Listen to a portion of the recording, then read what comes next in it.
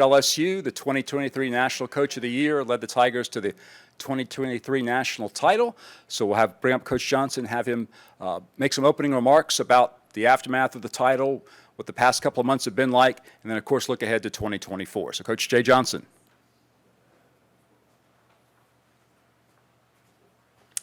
Good to see everybody again. Excited to start a new year. Just as Bill said, a couple reflection points. I think it was 56 days ago we won the national championship. Seems like yesterday. It's been very busy since then.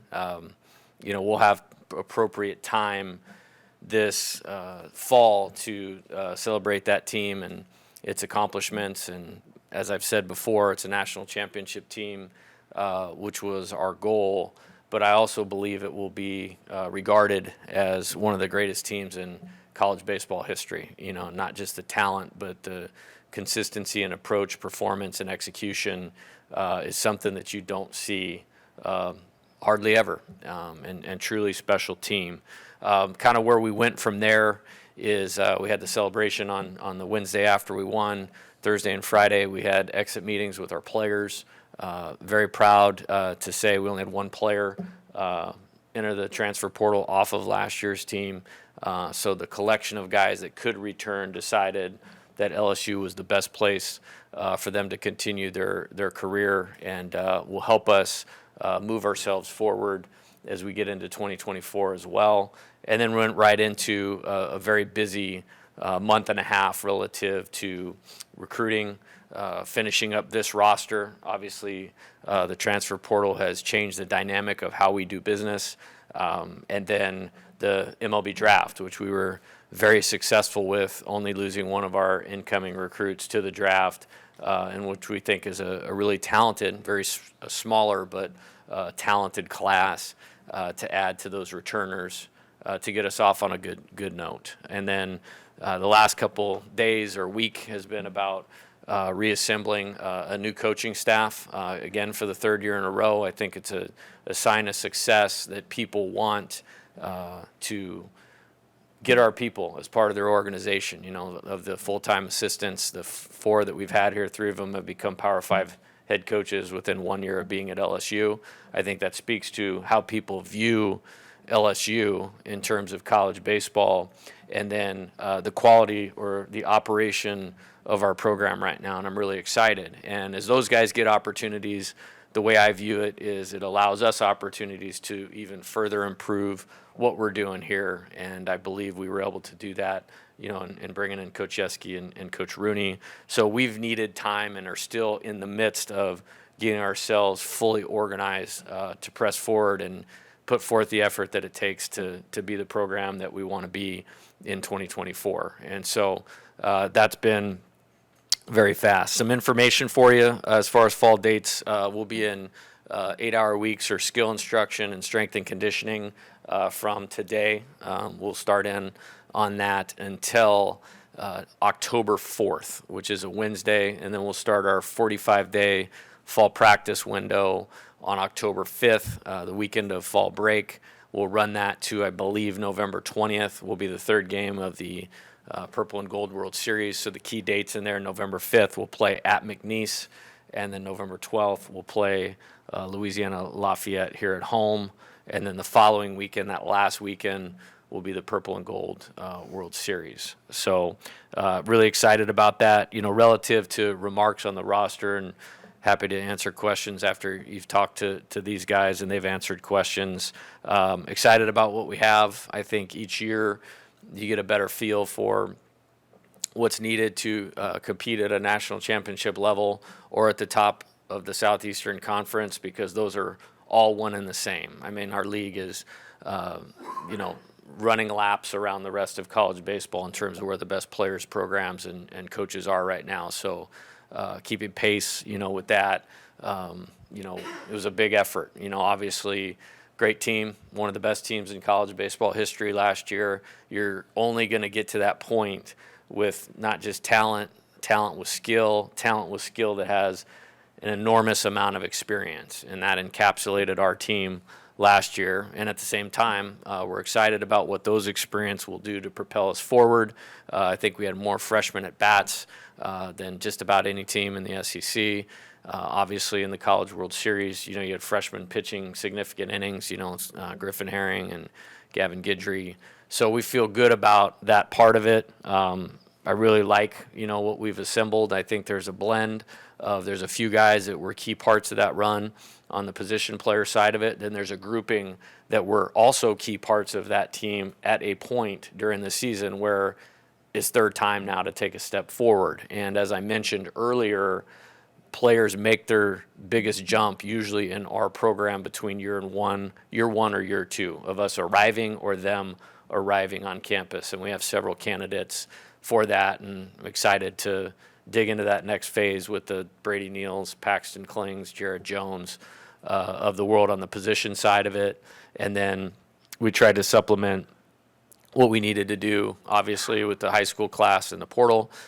We did not go crazy in terms of numbers of players that we signed in the high school class. I think we hit on 3 areas of need, bringing in, 3 really good high school left-handed pitchers in terms of Cameron Johnson, Jake Brown, and Cade Anderson. Speaking about those guys a little bit, it was a big surprise, in terms of talent and actually showing up on a college campus with Cam Johnson. Prior to the draft, it's 100 miles an hour at the combine and in the strike zone, with the breaking ball. When you see him, we're going to keep him away from Coach Kelly because he looks like he could play defensive end for the Tigers. So he won't be walking over to Tiger Stadium anytime soon, or to the football building. Jake Brown was the Gatorade Player of the Year in Louisiana. We will attempt to have him be a two-way player. Predominantly viewed as a prospect, as a pitcher, but you're talking about a terrific athlete who was one of the best hitters, if not the best hitter in the state last year. We need to, elevate the athleticism and the left-handedness of what we're doing, on the position player side of it. I think Jake can help us do that. And then Cade Anderson had Tommy John at the end of his junior year of high school, and it's my opinion, had that not happened, you never want to see a player get hurt, but he might not be here right now in terms of where he was headed as a prospect. So feel great about those additions as freshman pitchers. In the infield, obviously, with Jordan and Gavin moving on to professional baseball, we've got 3 high school shortstops that we really like that we signed. Stephen Milam from New Mexico, switch hitter, can play short, can play second. Feel really, really good about him and his potential ability to play early. He is a baseball player through and through, very heady player, and I think will adjust well to this level. And the competitiveness is off the charts, and that's what you need, to be successful early in your career here, because it's a steep challenge. Ryan Kacharik from Hamilton High School in Arizona, which is one of the best programs. It's in the handful of best high school programs in the country. Terrific athlete, 6'5", 60-yard dash runner, really good infield skills, some lightning in the bat, as all of these guys will need to do, just get stronger. And then Austin Rolig had a terrific summer in Utah. When I brought him here, he was one of the first players we committed. It's because we really believe he can play shortstop. And because he's a tick undersized, we believed that we would not lose him in the draft. And he's continued to play well, through his high school career and into the summer. And then a couple left-handed hitting outfielders with Derek Mitchell and then Ashton Larson, who was drafted in the 20th round. So want to keep that dynamic going. It was very valuable for us the last 2 years. And then the other transfer pitcher that we had signed was Fidel Iloa from Delta College, a really good arm that we evaluated last fall, and excited to see what he can do with Coach Yeskie. Then assessing, the one thing I do like about the transfer portal is you have the ability to assess where you're at as a team, in the immediate of last year and where the needs might be, and to be able to fill gaps to compete at the level that we want to, which is an Omaha National Championship caliber level. Our pitching staff really stepped up last year, and most of it was entirely new, outside of Ty Floyd. And so we wanted to, and Paul Skeens, obviously. We wanted to recreate that Paul Skeen, Stature Hurd, model as best we could in the transfer portal this year.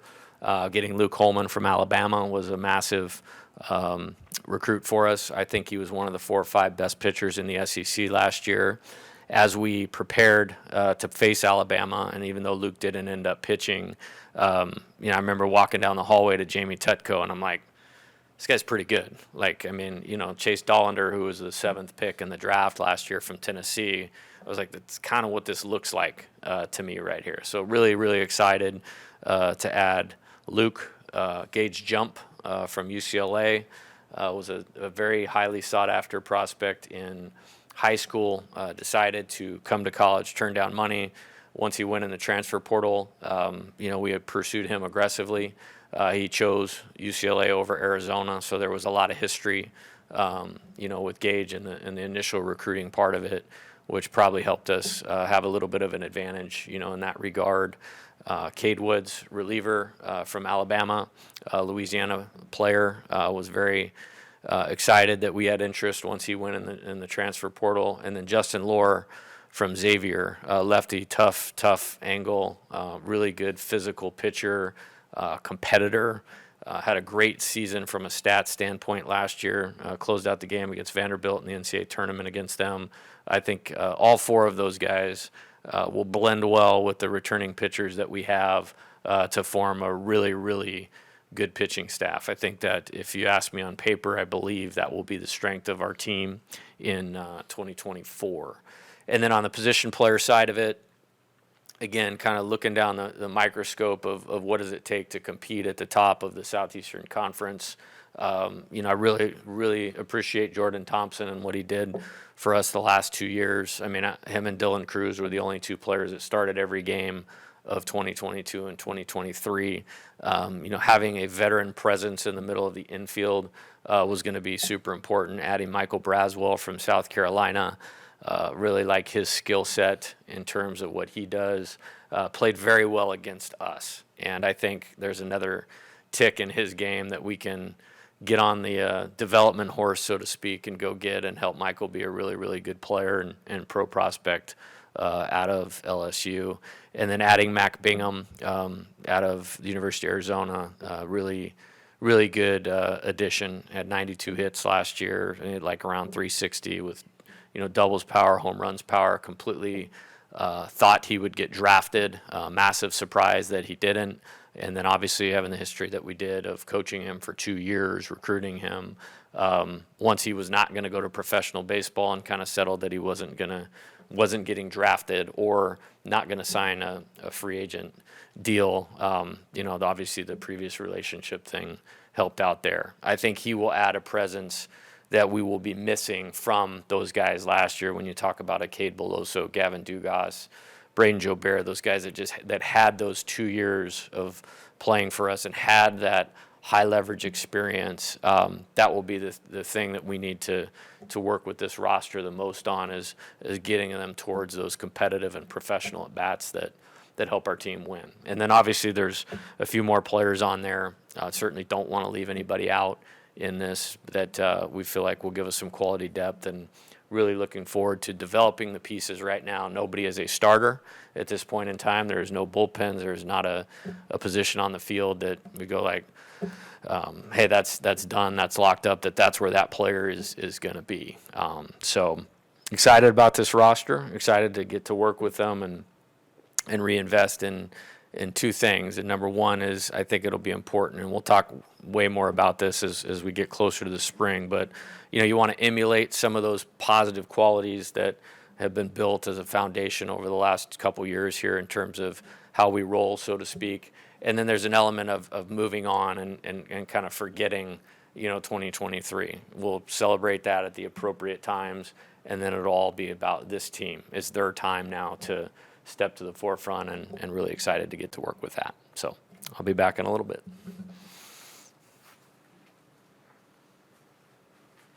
Right, and again, as Coach Jay said, he'll be back after we meet Coach Yeskie and Coach Rooney, and Jay will answer all your questions regarding the upcoming season.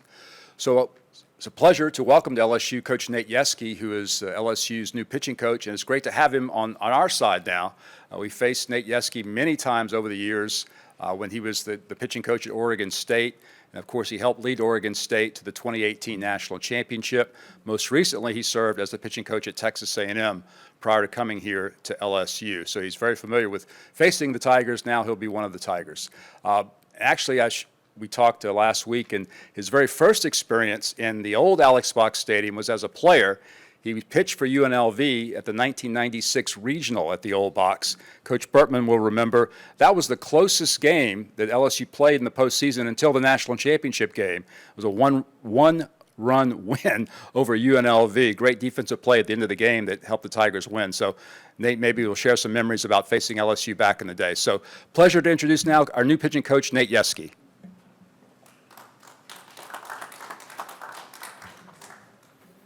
Hi there.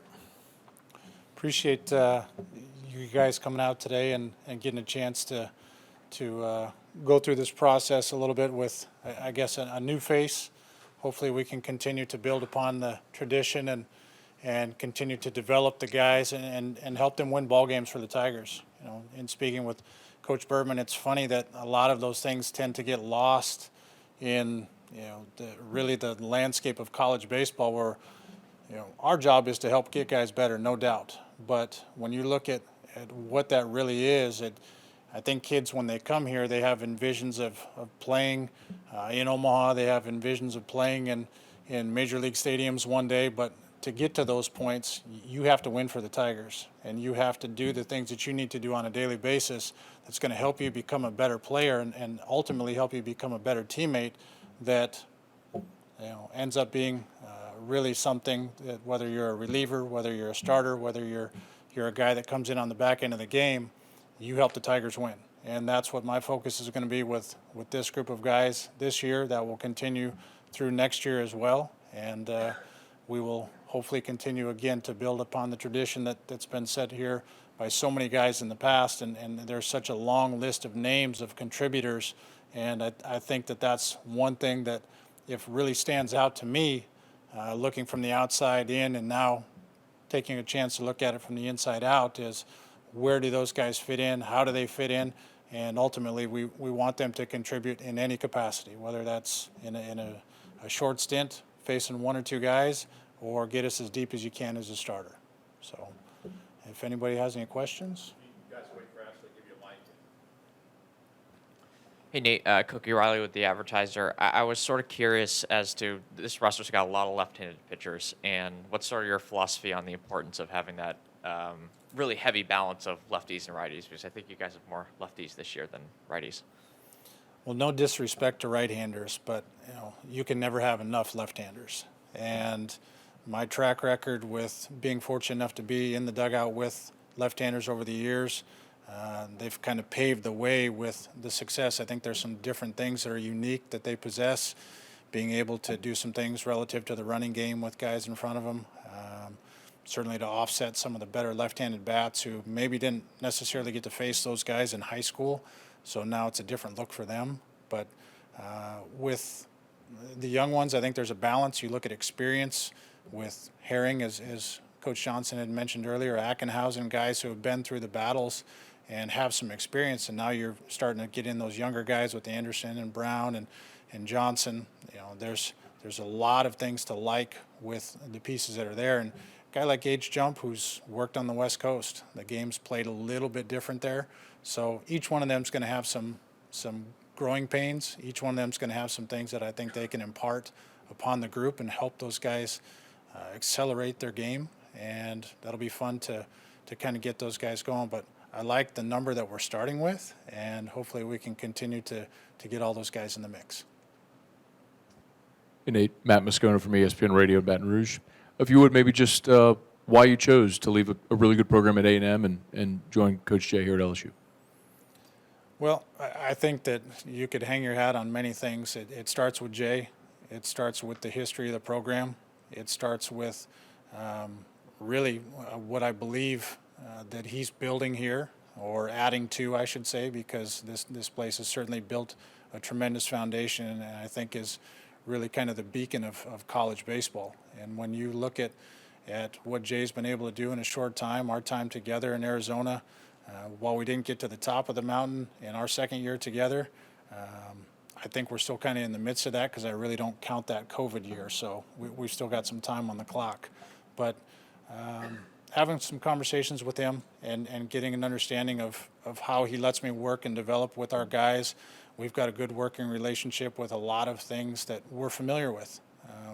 Jay reminded me of a story when we were out recruiting, ironically, at the University of Arizona many, many years ago. And he and I were standing outside the gate waiting for the event to get started where we could watch some guys. And that was kind of the first steps in our relationship moving forward. And we've battled on the recruiting trails. We've battled against each other in competition. And I think at one point he outlined it best when he gave me an opportunity to coach from the first time, that he got sick and tired of trying to get some hits and some runs off of our pitchers. And I said, well, I'm sick and tired of trying to get your hitters out. So now at least we get to just do that in the fall and attack, whichever team we're playing on a particular day together.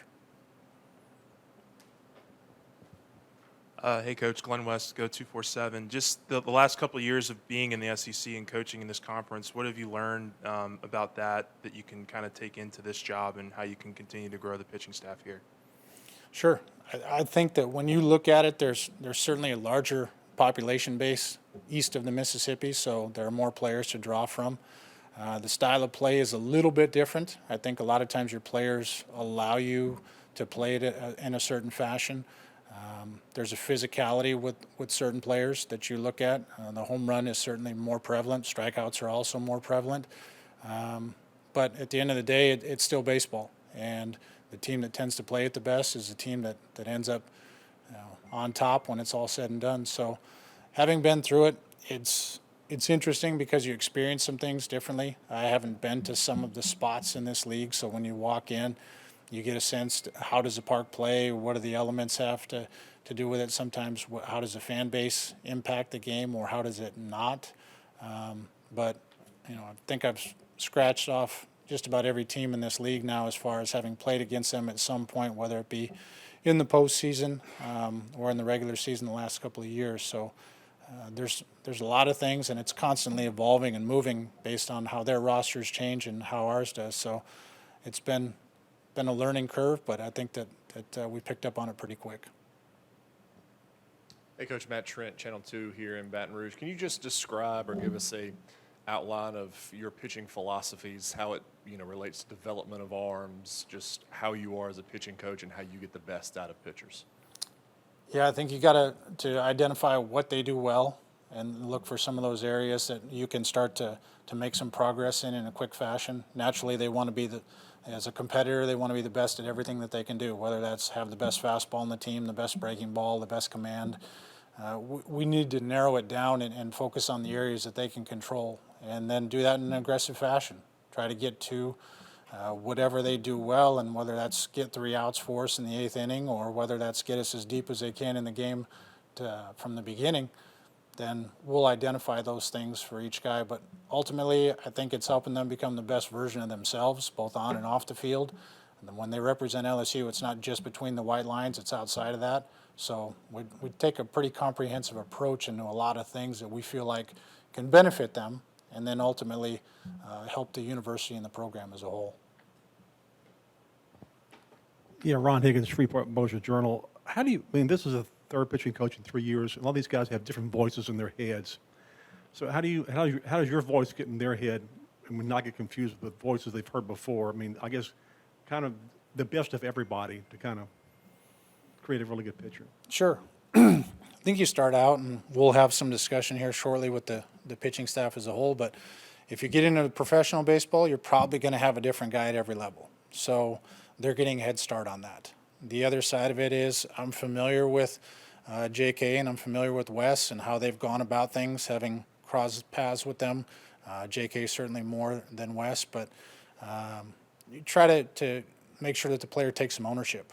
Let them allow themselves to have some say in their development, what it really means to them. Let them put it in their terms, because I learned a long time ago as a coach that you walk into this thinking, I'm going to fix everybody, we're going to get everything dialed up, and we're going to storm the beach and really take advantage of everything right from the get-go. And the reality of it is that as a coach, if you're trying to force feed a lot of things down their throat, some kids don't digest it very well. They don't absorb a lot of the information. So as the years have gone by, I let them put it into their terms, try to get a better understanding of things. Then we find a kind of a common ground or a vocabulary that we can all work within that really kind of sticks with a lot of them. And then you just continue to work it every day. I think it's a lot of times, much like my wife and her gardening. You plant the garden and it starts out nice and you water it and everything looks great, but there's some upkeep to it. You got to continue to pull the weeds and you got to continue to stay on top of things. So for our guys, it'll be the same thing where we're working at it every day. We'll have some back and forth, and ultimately, they have to take ownership of it because it is their career. We're trying to do the best that we can in their time here together. Just a big part of this last year was just the implementation of the different technological advancements that have come with pitching. I mean, just what are your thoughts on that, and just do you expect to continue that here after last year? Yeah, I think as baseball continues to evolve, we're going to continue to see technology be a part of it. Is it the driving force? No, it gives us information because at the end of the day, you need to be able to look in the eyes of that player and understand, can you send him back out for another inning? Is he suited to do the things that you need to ask? Because it's the guy in the uniform more than it is the information that's on the iPad screen or on the computer screen. So that gives us some guidance, much like my phone does when we're out recruiting and you're trying to find your way to the field.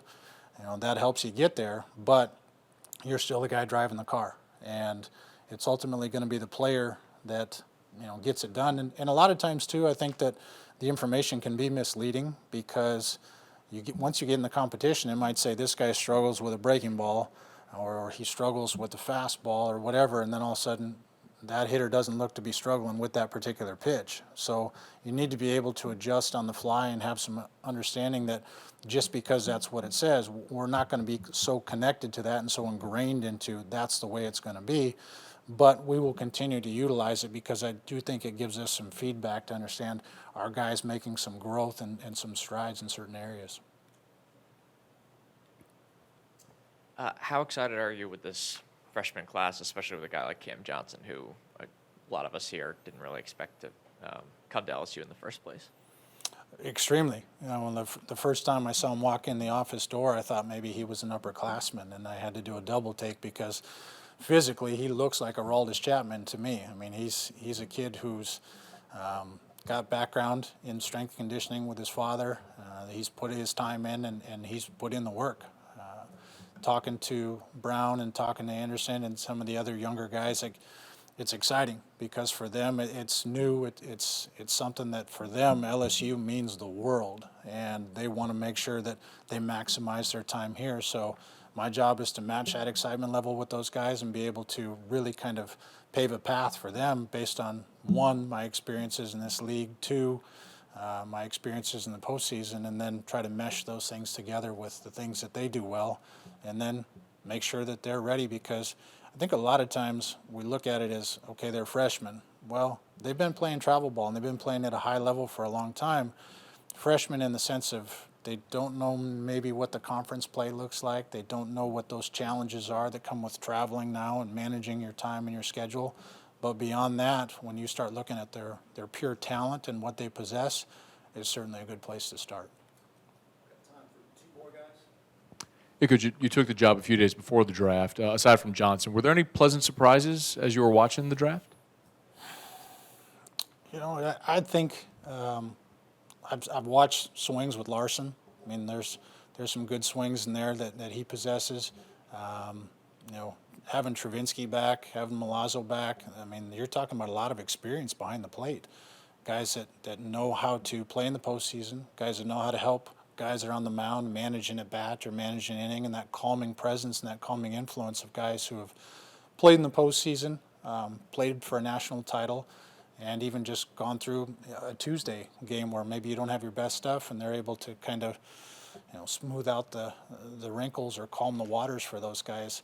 So when I think of it, I look at it as the sum of the parts, not any one individual that's going to do it, because we're looking at a team sport. Yeah, the pitcher has to do his job, catcher has to do his job, shortstop, center fielder, and so forth. But at the end of the day, I mean, I think we made it through pretty good, and I'm as excited about the guys who are going to be able to play one more time.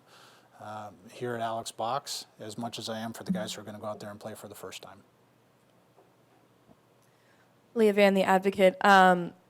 Jay was just saying that Jake Brown, you'll train as a two-way player. Obviously, there's also Gavin Guidry on the roster. What has been kind of your approach in training guys to be two-way players and kind of managing that at the collegiate level? Yeah, going back to even my early days at UNLV, when I first started cutting my teeth as a coach, we had some there, had some at Oregon State, and then Jay and I had a couple together at Arizona. So you really try to look out for their arm first, because I think that the volume of the rotation with their throwing, with their swings, there's a lot of things that can be more from a fatigue standpoint, because most of these kids, people forget, they're usually playing football this time of year at high school.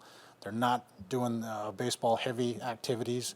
Maybe they play basketball in between is kind of another adjustment, and then they work in the baseball season at that point. So between Coach McMillan, our strength and conditioning coach, Isaac Trujillo, our trainer, Jay, and myself, we all kind of put together the work, and then we get some feedback from the player as well. But we'll try to make sure that we handle their arm first, and then we'll handle their volume of their swings and their activity, whether they be ground balls, fly balls, things like that. Thank you. Thanks very much to Coach Yeskie. Familiar face returning to LSU this year after 15 years away from us is Coach Terry Rooney. Terry is the Director of Program Development and Recruiting. Will have a very big role in our recruiting process, as he did 15 years ago when he was the pitching coach and the recruiting coordinator for Coach Maneri in Coach Maneri's first 2 years. And Terry's first recruiting class back then was #1 in the nation and included names like Anthony Renato, Micah Gibbs, DJ LeMahieu, all guys who were some of the all-time greats at LSU, and of course were huge components in LSU's 2009 national championship. So a great pleasure to welcome back to LSU Terry Rooney. Thank you very much. It's great to be back. First of all, I want to say thank you so much for Coach Johnson to allow me the opportunity to be back in this role.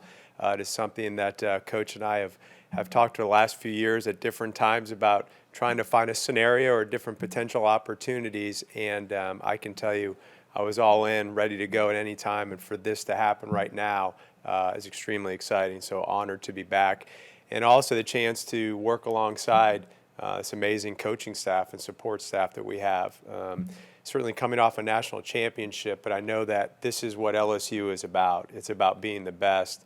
And this, even being here in the limited time that I have in the last few weeks, this staff that Coach Johnson has put together, coaches, support staff, everybody, is the best of the best. And you sit there as part of that staff, and it's kind of, I call it the sponge effect. Soak it in, and you're learning too, and let it out when you need to. And I'm trying to do as much of that as I can. So it's an honor to be around all of these guys and be back.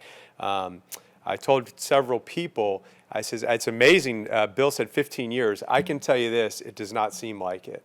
And I tell people I was only here for 2 years, but honestly, it seems like I was here for 10 years in a very positive way.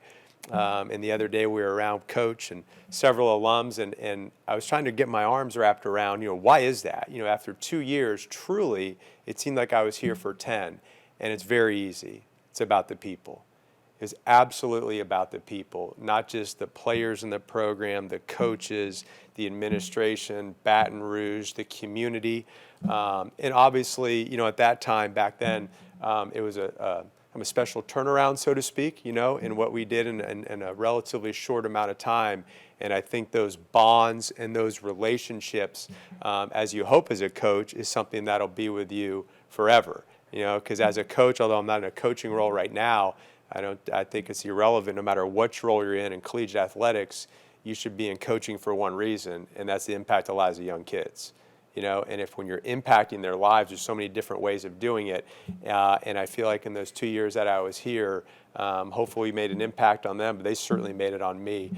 So the opportunity to come back here and work alongside this coaching staff and for Coach Johnson is something that I can tell you what, I wake up every single morning absolutely excited and ready to go and help to continue to do what I can to recruit many of the best players in the entire country to come to LSU from that end. So very excited to be here. Glad to answer any questions. Cookie Riley with the Advertiser. Coach, did you have any sort of conversations with Coach Maneri when it came to this position, and how did that sort of dynamic work out when it came to coming back? Obviously, I did talk to Coach Maneri. I did not talk to him until after I accepted the position, to be honest with you. It took a little while, but I will tell you this. Coach Maneri, I can sit here and tell you, I'm proud to say, is my mentor. Without any question. I certainly would not be in the position I am right now, or the positions I've had the opportunity to be in over my career without his mentorship. There's no question. Certainly, as everybody knows, a great coach, a great person, and took me really, took me under his wing in many ways, and learned so much from him. Not just as a coach, how to run a program, how to run a coach, but how to treat people. And I can tell you. One of the things that you learn as you continue to move on, and I've seen it every single day, I think in my 3 to 4 weeks, of being here at LSU with Coach Johnson, and he and I had an opportunity to be in California together for really about a week and a half. We were out recruiting, and I was looking forward to that, to be honest with you. When I accepted the job here, and Coach Johnson told me about what our schedule was going to be, the chance to be with Jay for about 2 weeks out there and talk about players and get a feel of everything was fantastic. But my point being is this: the one thing that I've learned, I've always seen it from the outside of coaching and recruiting against Coach, but now that I'm here. And it's the same thing that I've heard from Coach Burtman, the same thing I experienced, for 5 years with Coach Maneri, and the same thing I've seen in the last month with Coach Johnson, is it's all about the players. It's all about the players. That every single decision I know that we will make as a staff collectively, coming from Coach Johnson, it's all about the players. Is what can we do to put them in the situation to be as successful as they can be, number one, and number two, allow them to have the best possible experience they can have at LSU, both on and off the field, right? So they can fulfill their two main goals baseball-wise is hopefully put ourselves in position, put them in position to win another national championship, number one, and number two, develop to be the best possible player they can be and hopefully reach the major league. So again, proud of my relationship with Coach Maneri, great friend, great person, great mentor, and again, to be a part of that tradition is an honor. Yeah, Van, the advocate. I was first wondering if you could elaborate maybe on your history with Coach Johnson, and then also what you like about being in this director of recruiting role. Yeah, our history goes. I was thinking about a while ago. Coach and I have, from a recruiting standpoint, just really throughout the years. We went against each other on a few occasions, but I think really from afar, and I don't want to speak for Coach, but certainly for myself, the level of respect is at the highest level. And when I tell you that I couldn't wait to work for him, he can probably tell you a few more of the stories in the text messages that I sent this guy. But I was adamant. I mean, honestly, the opportunity to work for Coach was like, I didn't treat it as recruiting, but I think he knew how sincere I was in helping him do what he can, to continue to build this program. And so point being is that we really started out on the recruiting standpoint from when he was at the University of San Diego, and certainly did what he did there. I think at that time it was similar. He was at San Diego. I think then I was at Notre Dame and LSU, and we always kind of crossed paths. And I think it really probably took an even bigger turn when Coach was at the University of Arizona and I was at the University of Houston. We actually played 2 series against each other out there, and I think after that, maybe it was a little bit more of a heightened awareness, I think, of what each other did, and I think our relationship was really kind of built on there. But from afar, I can tell you certainly the level of respect that I had from a recruiting standpoint, from a program building standpoint, even when he was an assistant coach, was there. And I just knew, although we didn't know each other tremendously at that time, I just felt that there was something between us, a lot of similarities, in what we do. My wife actually says that too. She says, "I've never seen you speak, as in the way, even before you hired me, as you did with Coach Johnson." I said, "I just feel like there's so similarities, I think, in the way that we look to attack the day, so to speak." So from that end. Hey, Coach, Jacques Doucet, WAPT. Very, very cool to have you back. Thank you. When you were a coach here, your players in 07 and 08 described you as a relentless worker, recruiter, and kind of what you just alluded to. That is how people describe Jay. So do you feel this is a kind of a perfect working partnership? I really do. I really do. I believe it. And although and I appreciate you saying that. And And I know it's somewhat cliche to say, but I really don't view it as work. I mean, really, it's like we all talk about, we're very fortunate to love what we do, and I do love it, you know. I will say to get back to this level, which is the highest level of college baseball, the best program in college baseball, is something that I've been trying to do, but also is something that I believe I was meant to do, to be quite honest. You know, I know that recruiting has changed, so to speak, and then the dynamics of recruiting have changed. I mean, as much as within the last year or two. Thus, I think is one of the reasons that Jay's created this position with the NIL, the transfer portal, so many different variables going into it. From that end. But yes, I think that my experience, along with I think some of the personality traits per se that you might talk about, I think makes a great match, and hoping that will continue moving forward. From in afar, before he took this position, what do you think made Jay such an effective recruiter? Relentless, number one. Number one, I'll tell you this, it's two things. Certainly, and from afar of competing against him, and we did really as recently as when I was at the University of Houston in Arizona and some junior college kids, certainly the relentlessness, the intensity, but it comes down to this, and Coach is the best at this. He's the best head coach in the country. He's the best recruiter in the country. And I sit here and I can tell you that without any hesitation on both fronts, that he's the best at both. And it's about relationships. And it's about the people. And having witnessed that firsthand now for the last 3 to 4 weeks, it's evident that it's about the people, it's about the kids, and it's about the relationships. And I think in recruiting, you look at it, recruiting, some people view it as selling. Selling. I don't think it's selling. I think you're trying to inform them, this is what we are, and let's hope it's a great fit. And when you're trying to inform people on LSU, the history speaks for itself, but it still comes down to relationships, simply because of the unbelievable history of this program, the greatest program in the history of college baseball, and what Coach Burtman built. Recruits aren't just going to show up here, just because of that. And I tell people all the time, they're not just going to show up here because of somebody's effervescent personality. It's not going to be that. There's more to it. There's a lot more that goes into that. So you have to have knowledge of what you're trying to recruit them to, which I feel like I have, not just from the past, but currently. And then you need to have that relationship for them to understand, can I achieve all my goals here of winning another national championship? 1, of 2, putting myself in position to be a great professional player, and then 3, it's about the people. And I know that's the number one thing that Coach talks about within our program, that it's always going to be about the players. Hey, Terry, Glenn Weska, 247. Can you just talk about what the recruiting duties look like in terms of divvying them up with Coach Jordan? I know that he's a big part of the recruiting process as well as Coach Johnson and everyone on staff. Just what does that look like for you in terms of developing with him? No question. As I alluded to prior, the chance to certainly work with Coach Johnson and our staff, as I said, and Coach Jordan, I will tell you, the chance to work with him, and he and I will tell you, it's a nonstop, continuous text message, phone calls. I was going until about 12:30 last night. He and I going back and forth.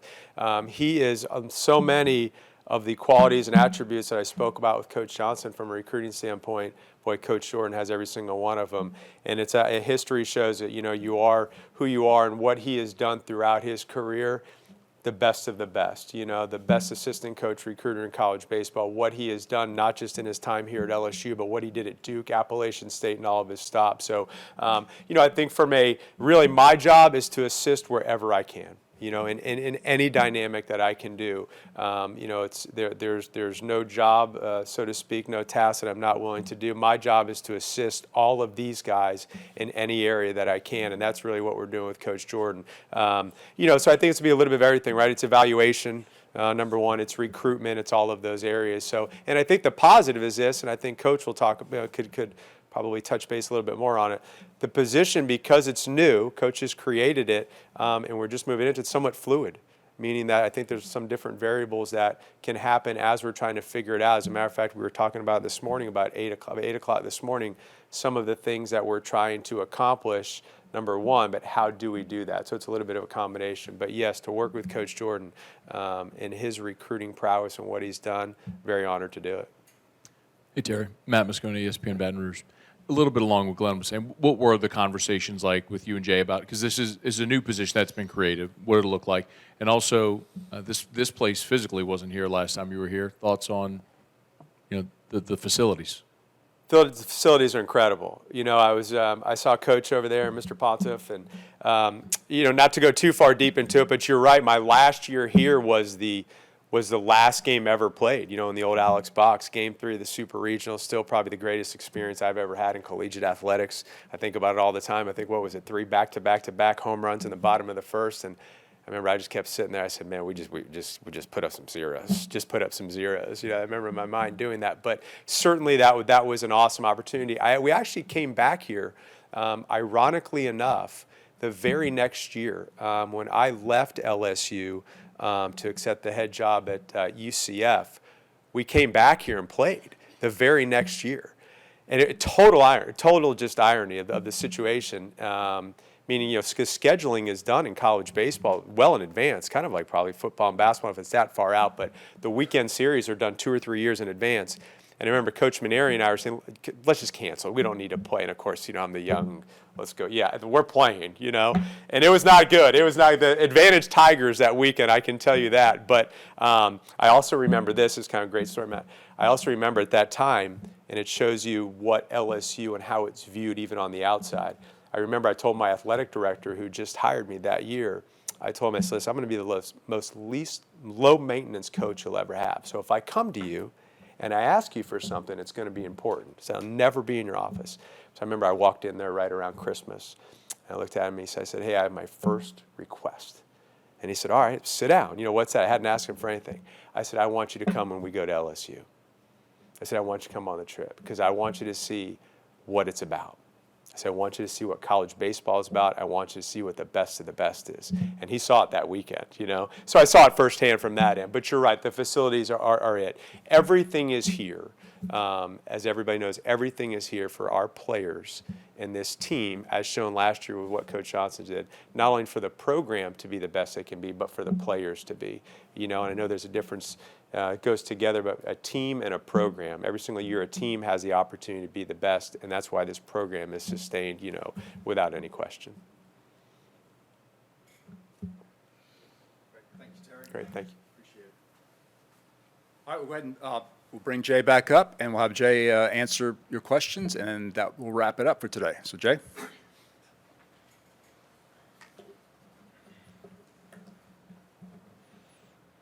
Jay, you only lost one player to the MLB draft this year. What do you attribute that to? Is that just kind of luck or the shortened draft, or, you know, if you could elaborate on that? I think it's a few things. I think the contraction of the draft down to 20 rounds changes things a lot. And it changes things on both ends of the high school and the returning player element as well. I think had there been more than 20 rounds, you wouldn't see some of these returning players on there, which I think is great for college baseball, and I think it's great for the players because if you're going after the 20th round, you have a very small window to get to the big leagues. As far as the recruiting class, I usually spend December, you know, trying to educate them and their families on what is the bar, you know, for you in the draft, and at what point does it become not a question anymore that you're going to choose LSU for the initial stages of your development to be a pro baseball player. I think there's a misconception that it's college over pro baseball. It's not. It's what is your path to professional baseball, at least through here, because nobody's coming here that doesn't want to be a major league player. So I think maybe some education, maybe some luck involved in that as well, which, you know, it's good to have that sometimes. And I think we just got a good group that values this experience. And if you turn on the TV, you know, 10 days in Omaha, 8 games, the super regional deal here, I mean, that was impressive. Like when you say bye to that and you bypass that, that never comes around again. Never comes around again. But you can do all of that and not change anything relative to your pro experience. And I think as time is going along, more families are educated, understand the value of education, understand the value of this experience. So I think it was a little bit of all of that. Yeah, Jay, right here. What was your, I guess, conversations with Hayden about him coming back? I mean, him trying to decide to come back or just bring him back, and the importance of having him back?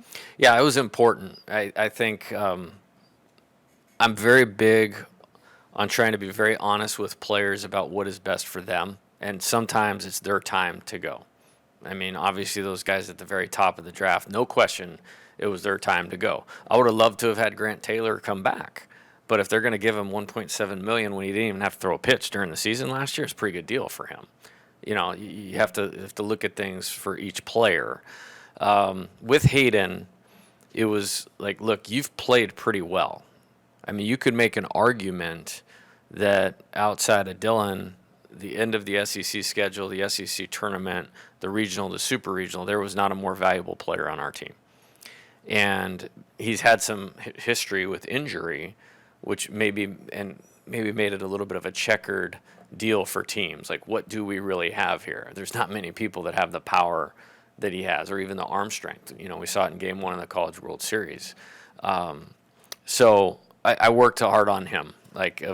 If you go early, meaning the top 5 rounds, you should go. And I believe that's what type of player that he was. If it gets past that, we need to talk about what this looks like. And he was great. And just as of a couple weeks ago, he sent me some video of him swinging the bat and said, I'm so fired up about how this turned out. And that's the way you want it. You know, you want him to be excited and look at this as an opportunity. So really wasn't hard. I think he feels like his best baseball at LSU is still in him. Like what we saw maybe over that 6-week period, I think he'd like to put together a full season like that because he hasn't really had the opportunity to do that. Jay, I know you were talking about some of the guys that, you know, are here as like surprises, talking about the high school kids. Obviously where they got drafted was a huge part of that, but how many of those dudes were on the fence up until the national championship, and that national title was kind of that last nudge that got them here? You know, the longer I do this, I think you can't undervalue the family's approach to how they value college and education. I was incredibly surprised, like I'll use Cameron Johnson as an example. I was incredibly surprised because of what I had seen relative to the talent. You go back last summer, whether it was Perfect Game National or the PDP or the All-American game or pitching for Team USA or what he was doing initially in the spring at IMG Academy. But the one thing I overlooked a little bit is, I mean, the multiple times that he and his family came down here, they really wanted him to go to college and they really wanted to come to LSU and play for us and believed that that was going to be important. And I was a little bit dismissive of it only because of how I viewed the talent.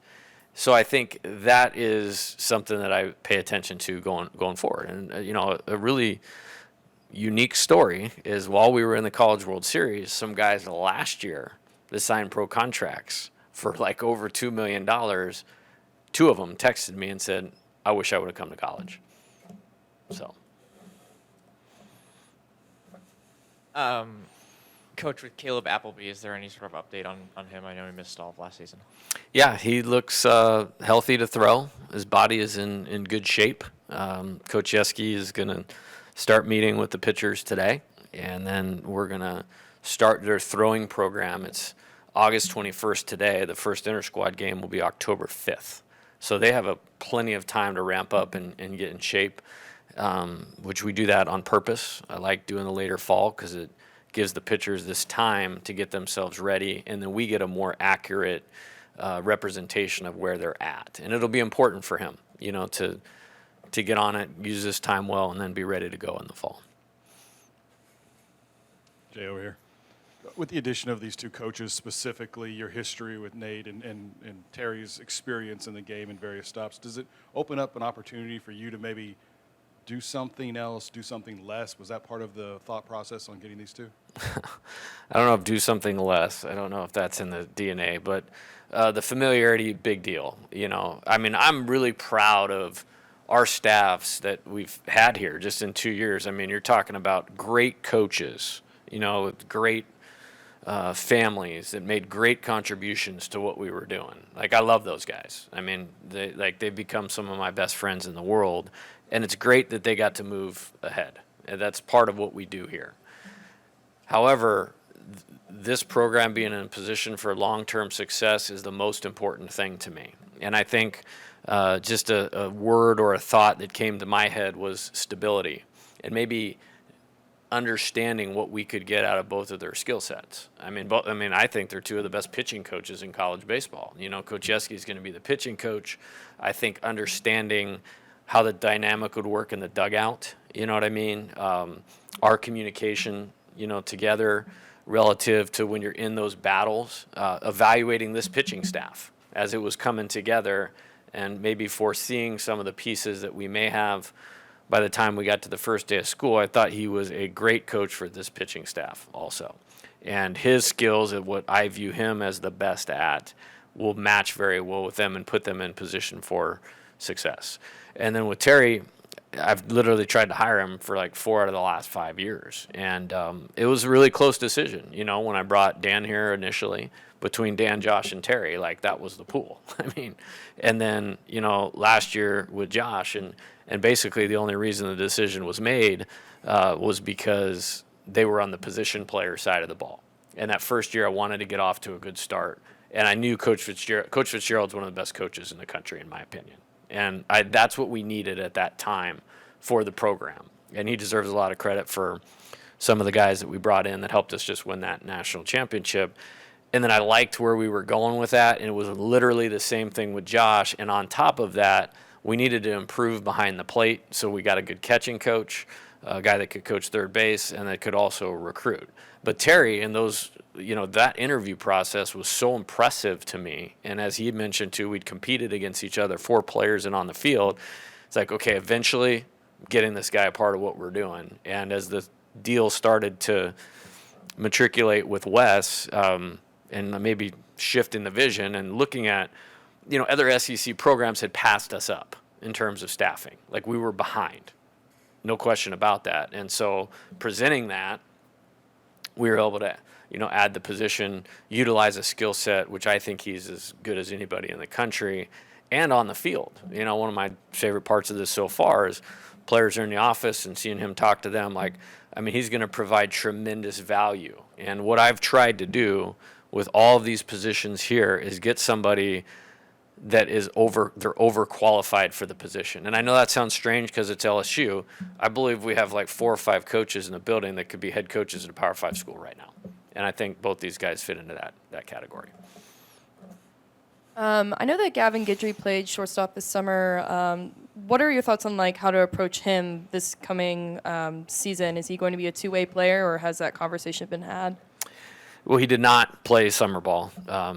He wasn't ready to do it physically after what he'd contributed on the mound, and basically to get that contribution on the mound for last year, and we really needed it with the injuries that we had.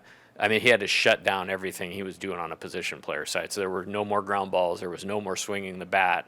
We needed everything out of in the tank of that body. So the initial phase of it was to recover. Then it was to rebuild so he will be able to withstand the challenges or the grind, if you will, of being a two-way player. And then now it'll be a collaborative effort of putting that together. I do want to give him a chance to be an infielder. That's what we recruited him with the design to do. And the opportunity last year wasn't quite there relative to his readiness and what we had with a few older players on the roster. But I saw some things in the fall that I liked, that he could make a positive contribution there. With that being said, this is one of the best relief pitchers in college baseball. And we're not moving off of that now at this point in time. So as Coach Yeskie spoke at, we're going to have a really good plan about how we manage all that. You won't see him probably throw competitively in the fall a ton because we feel like it's unnecessary. You will see him conditioning his body and his arm and those types of things as a pitcher. Hey, Coach, right here. What does year 2 of development look like for Thatcher Hurd on the mound? Just what you expect could be a really big year for him next year? Yeah. I think if you remove 2 outings last year and then you stack up his statistics, he was an All-American last year. If you look at it, I think 10 of the last 11 outings were, exactly what we needed out of him, including, winning the national championship game, getting the win in that 11-inning game against Wake Forest, throwing 3 shutout innings, threw 3 good innings in the game against Wake Forest that we lost. It was spectacular against Oregon State in the regional. That's one of the best pitching performances I've ever seen in my entire life. SEC tournament, great outing against South Carolina, huge outing against Georgia. So I feel like it's more of a patterning of how we finished the season last year with him. I mean, the pitchability's there as a true out pitch, obviously. I think the strike zone pressure was phenomenal at those times. I think he made great strides, as a competitor. And what I mean by that is that's his best quality. But I think we had to work on, as I phrased it to him, take his best quality and always make it work for him as opposed to work against him. And I think he made great strides there. I think he is super motivated. He's put on about 10 or 12 pounds physically. He moved back here, quickly, only spent a couple weeks really in California, if maybe even 10 days, and got back here, got to work, and is on it in the way that he needs to be. So I think all he needs to be is himself. Don't go on stealing one of Coach's lines. All you can do is all you can do, and if you're at LSU, all you can do is enough. And that's certainly the case for Thatcher. Hey, Coach, just want to ask you about two people that we saw a lot of maybe in fall ball last year, but maybe had to learn a little bit. Zeb Rudell and also Aiden Moffitt. Can you talk about their second year? Yeah, I would love to. Both had very productive summers. With Zeb, he went to the Cal Ripken League, the Bethesda Big Train. They won the championship. They won the championship, and like 10 seconds later, his coach texted me, asked me if he could have Zeb back again. And what we did is, with the depth in the outfield last year, we had to make some decisions of, was this going to be worthwhile for him? So we decided to redshirt him from the outset. Got in the weight room, he added about 20 pounds, worked incredibly hard, and then went out and got his at-bats in the summertime. The talent is there, and this continually will come up throughout the fall. It's one thing to have talent. It's another thing to have usable skill to help LSU win today. So Zeb needs to close the gap on that. Now you have a worker, and you have an attitude that's willing to do those things. He's one of the players I'm very excited to see about maybe where we're at as we get into fall practice, and maybe somebody that people aren't thinking about or talking about that could make a big contribution. And that's what last year was designed to do, to put him in position to help him to do that as we move into this year. As far as Aiden, his team played all the way till last Wednesday. Like Ethan Fry, Mick Paul, and Aiden were playing in the Northwoods League semifinal game last Wednesday. And ESPN Plus, it was great. I flipped it on TV, and there they are. And got a chance to watch that, and had a really good summer. I mean, a really good summer. I think had a bunch of strikeouts. I think there's pieces of just getting game experience that if we can continue to get that here in the fall, leading into the season, get him touching the mound a lot. I mean, you're just talking about some uncoachable traits. The fastball can get up there. It was up to 99 last year in the fall. I think the strikes are much better. The quality of pitches, even on the misses, are much better. Makes it a lot more usable. And I think, I mentioned in hiring Coach Yeskie, Aiden was a guy I had in mind. Like, they click, you get to another level, and you have somebody that you go like, wait a minute, why weren't you using this guy in Omaha last year?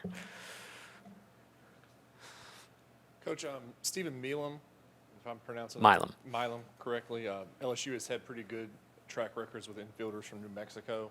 Is he a guy that's maybe not talked about amongst, the incoming class, but maybe is going to produce a little bit, or just how do you evaluate him coming in? I evaluate him highly. And to be fair, I think, when I thought about the most important pieces of getting to school, I had two players in my mind. He was one of the two players that I really believed that we needed to show up here. He's a terrific hitter. He has a lot of strength and bat speed and power in a smaller frame. He has a competitive nature that if you're going to have any chance of making a immediate contribution, you have to have here. Has that. He can really defend. We'll give him opportunities at both shortstop and second base. I felt like he was going to be a super important player. I mentioned, those draft meetings in December. I flew out there to Las Cruces, New Mexico, and met with him and his family. And to their credit, they stuck to their guns. There's a scout I really respect, R.J. Harrison, Tampa Bay Rays, has done about everything for them, and they evaluate better than anybody. I mean, they took Trey and Garrett Edwards, so there you go, as an example of. And he's like, "Hey man, we got the little man through the draft." You know, just saw him at the event with Terry. He's like, "You're gonna be really happy about that." And then you mentioned, Mac Bingham as well. I walked over to Terry and he's like, "Man, you're in a good mood all of a sudden." I was like, "Well, somebody I respect more than anybody else, in terms of evaluating players, said this guy's a guy." So I'm excited about that.